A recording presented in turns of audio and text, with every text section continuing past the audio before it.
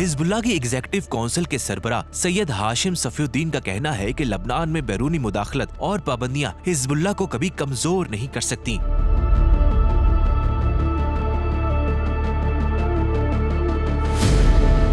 और ऐसा सोचना भी दीवाने का ख्वाब है। इनका मजीद कहना था कि लबनान में हिजबुल्लाह के मुखालिफ तबकात सेहूनी रियासत के साथ ताल्लुकात की बहाली के लिए तैयार हैं, बल्कि इससे भी बदतर के लिए राजी हैं।